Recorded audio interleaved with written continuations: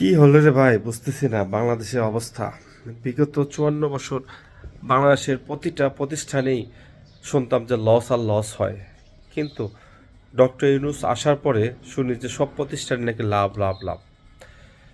দেখুন একটা জিনিস চিন্তা করে, আমরা 500 টাকা 1000 টাকার বিনিময়ে আমাদের ভোটগুলো বিক্রি করে বিভিন্ন দুর্নীতিবাজকে আমরা ক্ষমতায় আনতাম, আর সেই দুর্নীতিবাজরা ক্ষমতায় এসে তাদের মন মতো চুরি করে বাংলাদেশের সরকারি প্রতিষ্ঠানগুলোকে লস দেখাতো। অথচ একজন সৎ লোক ক্ষমতায় আসার পর সব কিছু পাল্টে গেল।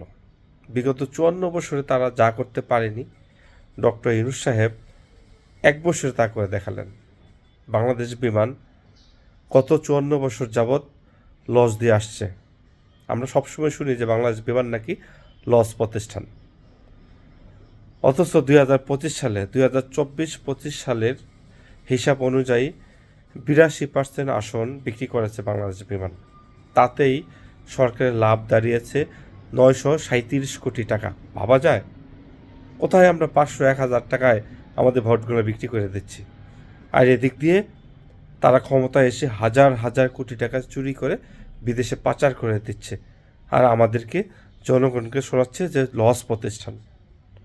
একজন সৎ লোক যদি যদি দেশের শাসনভার একজন সৎ লোকের কাছে থাকে, তাহলে চিন্তা করছেন যে হাজার হাজার কোটি টাকা লাভবান হওয়া যায়। এটা আমাদের দেশের সম্পদ। তাই আমরা আগামীতে অবশ্যই একজন সৎ লোকের শাসন চাই। যেই সৎ লোক আসলে আমাদের সরকারি প্রতিটা প্রতিষ্ঠানে লাভ হবে, এমনভাবেই আমরা নির্বাচিত সরকার করব ইনশাআল্লাহ।